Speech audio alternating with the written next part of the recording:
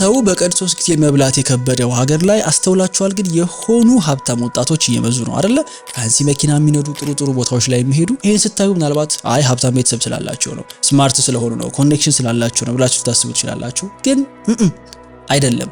እውነቱ ለመናገር እነዚህ ሰዎች ከሌላው ከ99% ሰው በፍጥነት ስለሚጓዙ ነው። ይሄ እንደታወቀው ካላችሁኝ በአንድ አመት ጊዜ ውስጥ ከአዳማ ወደ አዲስ አበባ ሙቭ አድርጌ ቤት ተከራይቼ መኪና ገዝቼ ሁለተኛ ኦፊስ ሬንት አድርጌ አዲስ ቢዝነስ ጀምሬያለሁ። በአንድ አመት ጊዜ ውስጥ ሊትራሊ በ22 አመቱ ምንም 30 ብር እንኳን ካልነበረው ብሮክ ዩኒቨርሲቲ ተማሪነት በሁለት አመት ጊዜ ውስጥ ሁለት ቢዝነሶችን ኦን አድርጌያለሁ። አብዛኛው ሰው ሀብታም መሆን ሲባል ከሀብታም ቤተሰብ መወለድ፣ እድለኛ መሆን፣ ክሪፕቶ ላይ ኢንቨስት ማድረግ፣ የሆነ ምርጥ ቢዝነስ መጀመር አድርጎ ያስባል። ግን እውነታው ሰክሰስፉል የመሆን ሚስጥር ምንም ነገር ላይ በፍጥነት የመጓዝ ችሎታ ነው። ኤንድ አብዛኛው ሰው እንዴት በፍጥነት መሄድ እንዳለበት አያውቅም። ዛሬ በምትሰሩት በማንኛውም ስራ እንዴት በፍጥነት ውጤታማ መሆን እንደምትችሉ በ8 ስቴፖች አሳያችኋለሁ። በእርግጠኝነት እነዚህን አፕላይ ማድረግ የምትችሉ ከሆነ በአንድ አመት ጊዜ ውስጥ ከ99% ሰው በተሻለ ፍጥነት መለወጥ ትችላላችሁ። የመጀመሪያው እና ምናልባት the most important የሚለው ጉዳይ ለእናንተ የተሻለ ነገር እንደሚገባችሁ ማመን ነው። ብዙ ሰው በፍጥነት ህይወቱን የማይቀየርበት ምክንያት መቀየር እንደሚችል ስለማያምን ነው። ሆነስትሊ በዙሪያ ያሉ ሰክሰስፉል ሰዎች የሚያመሳስላቸው አንድ ነገር ቢኖር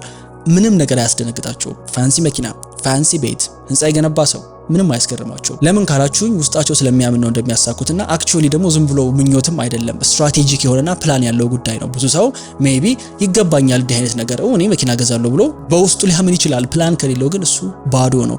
ብዙዎቻችን ግን በድህነት ስለሆነ ያደግነው የልጅነት ትራውማ አለብን። እኔ ለመጀመሪያ ጊዜ መኪና ስገዛ ከዩኒቨርሲቲ ግራጁዌት አድርጌ በሆነ ያህል ወራት ውስጥ ነበርና ብሩን አግኝቼዋለሁ ከሰብስቤ፣ ግን መኪና መንዳት የሚገባው ሰው ነው ብዬ መቀበል ከብዶኝ ነበር። that's it።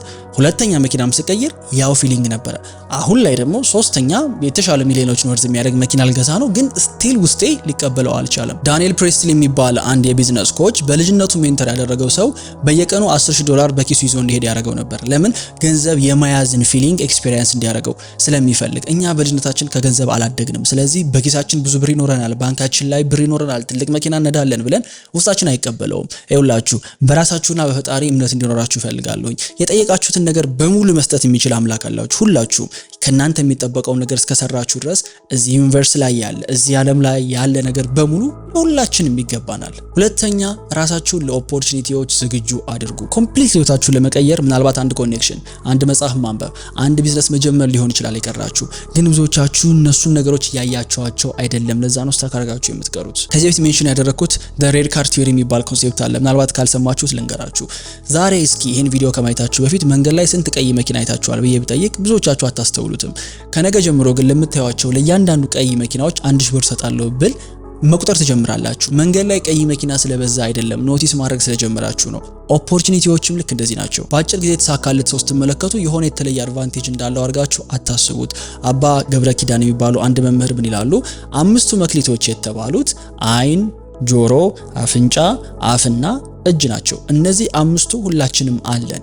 5ቱን ነገሮች ተጠቅመን የምንሰራቸው ነገሮች ናቸው እኛን ዲፋይን የሚያደርጉን። ለሁላችንም ተመሳሳይ እጅ ተሰጥቶናል። አንዳንዱ ስክሮል ያደርግበታል፣ ቪዲዮ ጌም ይጫወታል፣ ማስተር ቤት የሚያደርጋል፣ አንዳንዱ ደግሞ ህልሞቹን ይጽፍበታል፣ ሙያ ዴቨሎፕ ያደርግበታል፣ የተሻሉ እጆችን ይጨብጥበታል። ሁላችንም ተመሳሳይ አይን ነው ያለን። እንደ አብዛኛው ሰው ፊልም እያያችሁ ሶሻል ሚዲያ ስክሮል እያደረጋችሁ አይናችሁን ልታባክኑ ትችላላችሁ። ወይም ደግሞ በማንበብ ራስን በማስተማር አይናችሁን ተጠቀሙበታላችሁ።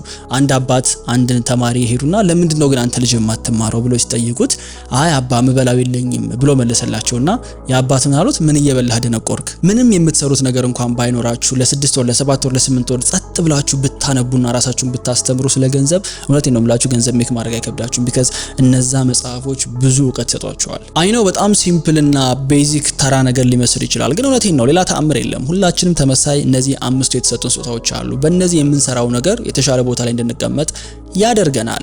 በአይናችን የምናስገባው ጥሩ ነገር ከሆነ አይምሮአችን ጥሩ ነገር ማሰብ ይችላል። ጥሩ ነገር ካሰብን ደግሞ ጥሩ ነገር መስራት እንጀምራለን። ምንጊዜም በአይናችን፣ በጆሮአችን፣ በአፍንጫችን የምናስገባው ነገር ነው ውስጣችንን የሚሰራው። ውስጣችን ሲሰራ ደግሞ ውጫችን ይሰራል። በኮምፒውተር ሳይንስ ጋርቤጅ ኢን ጋርቤጅ አውት የሚባል ኮንሴፕት አለ። ቆሻሻ ነገር የምታስገቡ ከሆነ የምታስወጡትም ቆሻሻ ነገር ነው የሚሆነው። ሌላ አንድ በጣም ጠቃሚ ኮንሴፕት ልጨምርላችሁ። መጽሐፍ ቅዱስ ላይ አግኝቼ ለገንዘብና ለህይወት ፐርፐዝ የተጠቀምኩት ነው። ዘሪ ሊዘራ ወጣ። የመጀመሪያውም ዘር መንገድ ዳር ወደቀ፣ የሰማይ ወፎች ለቀሙት። ሁለተኛው ጭንጫ መሬት ላይ ወደቀ፣ ትንሽ እንደበቀለ ወዲያው ደረቀ። ሶስተኛው ደግሞ በሾህ መካከል ወደቀ፣ አብሮት ሾህ አደገና አነቀው። አራተኛው ደግሞ ያማረ መሬት ላይ ወደቀ፣ 30-60 ዓመት ያማረ ፍሬ አፈራ። ዘር የተባለው ኦፖርቹኒቲ እድል የሚመጣልን ጥሩ ነገር ሁሉ ዘር ነው። መሬት የተባለው ደግሞ የሚበቅለው እኛ ነን። ራሳችንን በመሬት ሪፕሬዘንት ተደርገናል። ያ መንገድ ዳር የወደቀ ማለት ምንም ሳይጠቀምበት ሌሎች ሰዎች ሀሳቡን የነጠቁት ዲስትራክትድ የሆነ ሰው ማለት ነው። ሞስት ፕሮባብሊ እስካሁን ብዙ ኦፖርቹኒቲ መጥቶላችኋል። አፕላይ ያላረጋችኋቸው ነገሮች በሙሉ የሰማይ ወፎች የነጠቋችሁ ምርጥ ኦፖርቹኒቲዎች ነበሩ። ሁለተኛው ደግሞ ጭንጫ የተባለው በአጭር ጊዜ ሞቲቬትድ የሆነ ቶሎ በቃ የሆነች ነገር ከሰማ በኋላ ለአንድ ቀን ለሁለት ቀን ለሳምንት ሞቲቬትድ የሆነና ግን ውስጡ እርጥበት ስለሌለ ትንሽ ያድጋል፣ ከዛ በኋላ ወዲያው ይከስማል። ጀምራችሁ ያቆማችኋቸው ነገሮች ማደግ የሚችሉ ትልቅ ዛፍ መሆን የሚችሉ የተዋችኋቸው እናንተ ጭንጫ መሬት ስለሆናችሁ ነው። ሶስተኛው ደግሞ በሾህ መካከል የወደቀ የተባለው አብሮት ሾህ አደገ። መጥፎ ልምድ ያለበት ሰው ቢያድግም ገንዘብ ቢሰራም ህይወቱ በፍጥነት ቢያድግም አብሮት ያ መጥፎ ነገር ያድጋል። ለዛ ነው ሀብታም የሆኑ ገንዘብ ያላቸው ግን አገር የሚያጠፉ ሰዎች በዚህ መንገድ ነው የሚፈጠሩት። የመጨረሻው አራተኛው ደግሞ የለሰለሰ በደንብ አፈር ያለው ቆንጆ መሬት ላይ ያ ኦፖርቹኒቲ ሲያርፍ 30-60 ዓመቱ ያፈራል ማለት ያቺ አንዲት ዘር ለብዙ መትረፍ ትችላለች። ጥያቄው የሚሆነው እንዴት ነው ራሳችሁን መልካም መሬት የምታደርጉት ነው። ይሄ ደግሞ ወደ ሶስተኛው ይወስደናል። ሶስተኛው ኤዱኬሽን ላይ ኢንቨስት አድርጉ። ይሄንን በጣም ስትሮንግሊ እንድትቀበሉኝ ይፈልጋለሁ። መማር የባህሪ ለውጥ ማምጣት ነው። አንድ ነገር እንዴት እንደሚሰራ አንደርስታንድ ካረጋችሁ በኋላ አይምሮአችሁ የሚመለከትበት መንገድ ኮምፕሊትሊ ይቀየራል። ለምሳሌ ልበልና ምንም ስለ ባንክ አሰራር የማታውቁ ሰዎች ሆናችሁ የሆነ ጊዜ ላይ ከባንክ ብድር ወስዶ መኪና መግዛት እንደሚቻል ተማራችሁ። ኦኬ ያ ማለት 70%ን ባንክ ከቨር አድርጎለት አንድ ሰው 30%ን ብቻ ከፍሎ የ6 ሚሊዮን ብር መኪና ሲነዳ ኦር የ10 ሚሊዮን ብር መኪና ሲነዳ ስትመለከቱት ኢንቨስት ያደረገው 3 ሚሊዮን ብር ብቻ ነው፣ ግን የሚነዳው የ10 ሚሊዮን ብር መኪና ነው። ስትመለከቱት በቃ የመጨረሻ ፋንሲ መኪና እየነዳ ነው። ይሄ ሰውዬማ በቃ ሄደ ተተኮሰ ብላችሁ ልታስቡ ትችላላችሁ። አብዛኛው ሰው እንደዛ ነው የሚያስበው ራይት። ግን ስለ ባንክ ስትማሩ አይ ይሄ ሰውዬ እኮ የከፈለው 30% ብቻ ነው። ይችን አንደርስታንድ ስታደርጉ ከዛ በኋላ የምትዩዋቸው መኪኖች በሙሉ ኩዌስችን ማድረግ ትጀምራላችሁ። ከዛ በኋላ እኔ እንዴት ነው 30% ኢንቨስት አድርጌ የተሻለ መኪና ልገዛ የምችለው ትላላችሁ። ከዛ ሰው ጠይቃላችሁ፣ የሆነ መንገድ ያሳያችኋል። ገንዘብ ሴፍ ታደርጋላችሁ። 30% ሲሞላላችሁ ኦር 50% ሲሞላላችሁ መኪና ትገዛላችሁ። ከዛ ስቲል የሆኑ ሰዎች አልገባቸውም ይሄ እንዴት እንደሆነ ቁጭ ብሎ አድማየር ያደርጋሉ። እንዴ እገሌ እኮ መኪና ገዛ ምናምን ብሎ ይደነቃሉ። ልዩነቱ ያለው ምኑ ጋር ነው ካላችሁኝ ተማራችሁ እንዴት ነገር ይሆን እንደሚሰራ። that's it። ባንካችሁ ላይ ከ100 ሺህ ብር በታች ከሆነ ያላችሁ ሌላ ቦታ ኢንቨስት ለማድረግ በፍጹም እንዳታስቡ። the best investment ማለት ራስ ላይ የሚደረግ ኢንቨስትመንት ነው። የሆነ ጊዜ ላይ ለአንድ ቀን የሴልስ ኢቨንት $200 ልከፍል ነበርና ያ ማለት ወደ 32 ሺህ ብር አካባቢ ነውና ለአንድ ቀን 32 ሺህ ብር መክፈል በጣም ከበደኝና ጠየቅኩኝ፣ ቆይ ሰክሰስፉል የምላቸው ሰዎች እስኪ ምን ያህል ነው ኤዱኬሽን ላይ ኢንቨስት ያደረጉት ብዬ ቼክ ሳደርግ ያገኘሁት ነገር በጣም ነው ያስገረመኝ። ለምሳሌ አሌክስ ሆርሞዚን ብዙዎቻችሁ ታውቁታላችሁ አይደለ? ለአንድ ሰዓት 30,000 የአሜሪካን ዶላር ከፍሏል ለግራንት ካርደን። ለአንድ ሰዓት 4 ሰዓት ነው አብሮት ያሳለፈው። 120,000 የአሜሪካ ዶላር ለ4 ሰዓት ኢማጂን። ሌላ ጊዜ ደግሞ ረሰል ለሚባል ሰው እንደዚሁ 25,000 የአሜሪካ ዶላር ከፍሏል ለአንድ ቀን። እነ ኢማንን ብትወስዱ የ$3,000 የ$10,000 ኮርሶችን ይወስዳሉ። አሊ አብዳል አጠቃላይ ኮርስ ላይ ወደ $30,000 ኢንቨስት አድርጓልና የዛኔ ነው የገባኝ ኦኬ ለዛ ነው በቃ እነዚህ ሰዎች ከሌላው ከ99% ሰው በፍጥነት እየተጓዙ ያሉት ያገኙትን ገንዘብ የራሳቸው ላይ መልሰው ኢንቨስት ስለሚያደርጉት ነው። እኔ ያንድን ሰውዬ የ5 ዓመት የ10 ዓመት ኤክስፒሪየንስ በገንዘብ መግዛት የሚችል ከሆነ በ2 በ3 ቀን ውስጥ አይደለም ከሌላው ከማጆሪቲ ሰው ከዛ ሰው ራሱ በፍጥነት መጓዝ ይችላልኝና ምን ጊዜም ቢሆን ምርጥ ኢንቨስትመንት ማለት ራስ ላይ ኢንቨስት ማድረግ ነው። ይሄንን አንደርስታንድ ሳደርግ ለዛ ኢቨንት ከፈልኩኝ። እውነቴን ነው የምላችሁ በአንድ ቀን የሴልስ ኢቨንት የተማርኩት ነገር ኮምፕሊትሊ የሚሸጥበትን ወይ ቀይሮታል። ይሄ ግን ኢትዮጵያ ውስጥ ኮመን አይደለም። የምናውቀው ነገር ሼር የማድረግ ካልቸር እኛ ሀገር የለም። ለዛ ነው ኬሌክስ አካዳሚ የሚባል ፕላትፎርም ክሬት አድርገን ለኔ የሰራልኝ ሌሎች ሰዎች የሰራላቸውን ነገር ሼር እያደረግን ያለ ነው። እኔ 4-5 ዓመት ሶሻል ሚዲያ ማርኬቲንግ ላይ ከቆየው ሌላ ሰው ይሄን ያህል ጊዜ ሊወስድበት አይገባም ነገሩን አንደርስታንድ ለማድረግ። የኔን 4 ዓመት ኤክስፒሪየንስ በአንድ ኮርስ ፐርቼዝ አድርጎ ኮምፕሊትሊ ሊያገኘው ይችላል። ይሄንን አምነን ኬሌክስ አካዳሚ ላይ ያስተማረ ነውና ስለ ኬሌክስ አካዳሚ ምንም ሰምታችሁ የማታውቁ ከሆነ ኦንላይን ኤዱኬሽናል ፕላትፎርም ነው። እስካሁን ከ3,000 በላይ ተማሪዎች አሉን። ከ4 በላይ ፕሮግራሞች አሉን። እዚህ ፕሮግራም ላይ የገቡ ሰዎች ከዩኒቨርሲቲ ከወጡ ሰዎች በጣም በተሻለ ፍጥነት የራሳቸውን ቢዝነስ እየጀመሩ ወደ ስራ ማርኬት እየገቡ ይገኛሉ። ሞር ኢንፎርሜሽን ከፈለጋችሁ ሊንኩን ከስር ድሮፕ አደርግላችኋለሁ። እያልኳችሁ ያለሁት ምንድነው እናንተ ማሳካት የምትፈልጉበት ቦታ ላይ የደረሰ ሰው ካለ አሳዳችሁ አግኙትና ከዛ ሰው ተማሩ። ሁለት ለመናገር ደግሞ እነዛ ሰዎች አብዛኞቹ ገንዘብ ራሱ አይፈልጉም። like ጥሩ ጓደኛ ከሆናችሁ እውቀታቸውን ማግኘት ትችላላችሁ። ለዛ ነው ጂም ውስጥ፣ ክለብ ውስጥ፣ መዝናኛ ቦታ የሚተዋወቁ ሰዎች አብረው ያደጉት ያሉት። ኦኬ በዚህ መንገድ ነው ከ99% ሰው የተሻለ ፍጥነት መጓዝ የምትችሉት። አራተኛ ወርክ ላይፍ ባላንስ የሚባለውን ጉዳይ እርሱት። እውነቴን ነው ከ99% ሰው በተሻለ ፍጥነት መጓዝ የምትፈልጉ ከሆነ ሳክሪፋይስ ለማድረግ ዝግጁ መሆን መቻል አለባችሁ። ጓደኛችሁም፣ ሪሌሽንሺፓችሁም፣ ቤተሰባችሁም የሚሆነው ስራችሁ ነው። የሆነ ያህል የእድሜያችሁን ክፍል ሳክሪፋይስ ማድረጋችሁ አይቀርም። አንዳንዶች አሉ ስራ መስራት ትችላላችሁ፣ ከዛ ደግሞ ህይወትን ኢንጆይ ማድረግ ትችላላችሁ። አት ሴም ታይም ነው ፈን እያረጋችሁ ኢቨንት ላይ ሄዳችሁ ትሪፕ እየተጓዛችሁ ከዛ ቤተሰብ ጋር ጓደኛ ጋር ጥሩ ጊዜ እያሳለፋችሁ ከዛ ደግሞ አክቹአሊ ሰክሰስፉል መሆን ትችላላችሁ በ20ዎቹ እድሜ ውስጥ። ኮምፕሊትሊ ኖ። በ20ዎቹ እድሜ ውስጥ ከፈጣሪ ቀጥሎ ብቸኛው ቅድሚያ የምትሰጡት ነገር ስራና ስራችሁ ነው። ኢቭን ፋሚሊ ራሱ ፕራዮሪቲ አይደለም አንለስ በጣም ክሪቲካል ሲቹዌሽን ውስጥ ካልሆናችሁ በስተቀር። በፊት በነገራችሁ ላይ ከ10 ከ15 ዓመት በፊት ልጆች ከቤተሰባቸው ተለይተው ለስራ ብለው ወጥተው 2 ዓመት 3 ዓመት ኢቭን ቤተሰብን ሳያገኙ ስራቸውን የሚሰሩበት ጊዜ ነበረ። አሁን ለ1 ሳምንት ለ2 ሳምንት ቤተሰቦቻችሁን ካላገኛችኋቸው እነሱም ይደብራቸዋል፣ እናንተም ይደብራቸዋል። ካም ኦን ላይክ ማደግ ያስፈልጋል። ሆነስትሊ አስታውሳለሁ ሪሌሽንሺፕ ውስጥ እያለሁኝ ለፓርትነሬ ነግሬያት ነበር ከእኔና ካንቺ ግንኙነት ስራው ይቀድማል።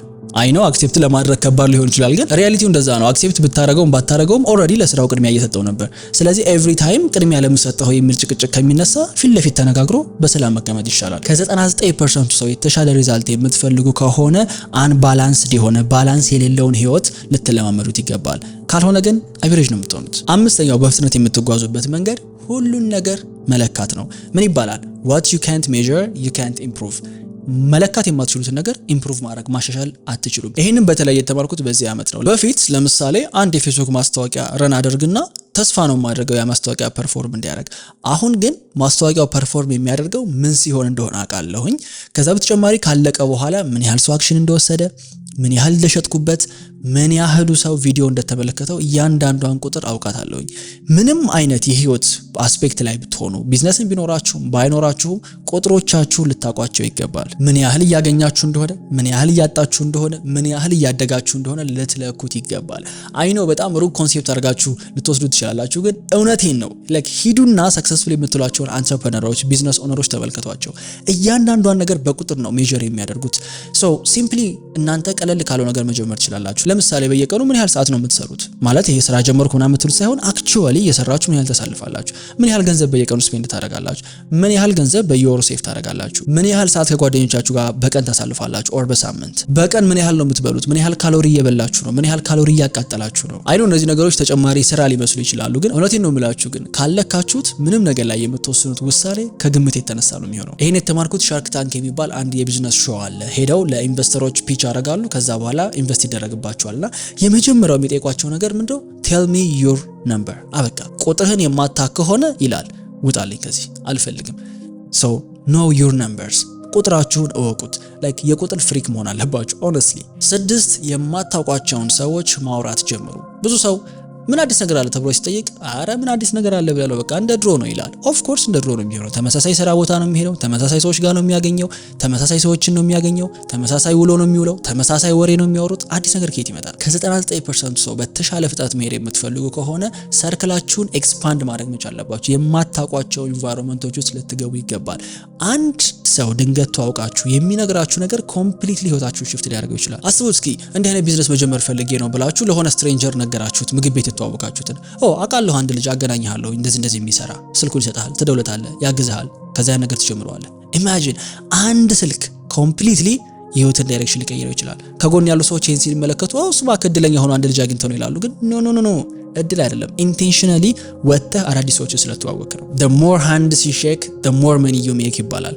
more ሰዎች ጋር በተዋወቃችሁ ቁጥር more ገንዘብ ሜክ ታደርጋላችሁ። ይሄ እውነታ ነው። ብቻችሁን እየሄዳችሁ ከሆነ ሰርቴን ሌቭል በላይ ፑሽ ማድረግ አትችሉም። የግድ ሰዎች ያስፈልጓችኋል። በፍጥነት እየተሳካላቸው ያሉት ሰዎች ብቻችሁን እየሮጡ ስለሆነ አይደለም፣ የሚያግዟቸው ሰዎች ስላሉ ነው። ከየት ልጀምር ካላችሁኝ በአንዴ ወጣችሁ ማአት ሰው ማግኘት ሳይሆን የማወቅ ጉጉት ይኖራችሁ። ኔክስት ታይም ታክሲ ውስጥ ስትሄዱ ሊሆን ይችላል፣ ራይድ ውስጥ የራይዱ ሹፌር ሊሆን ይችላል።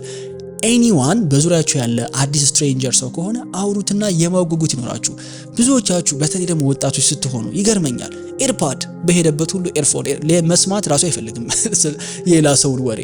ኖ እንዴት ታዲያ እንዴት ሰው ትተዋወቃላችሁ በዛ መንገድ? ላይክ ጂም ውስጥ የምትሰሩ ከሆነ አትጠቀሙ ሊትራሊ ኤርፓድ። የሆነ ትልቅ ሰውዬ ሀብታም እንደሆነ ካወቃችሁ አግዙት፣ ስፖርት አሰሩት። ኦር ደግሞ የዛኔ ስሞል ኮንቨርሴሽን አንሱ። ከዛ ጥረታችሁን ይመለከታል። አንድ ወሬ ምንድነው የምትሰራው? እንደዚህ ነው። እኔ እኮ እዚህ ስፔስ ላይ ነው ያለው። ታዲያ ለምን እንዲህ አናደርግም?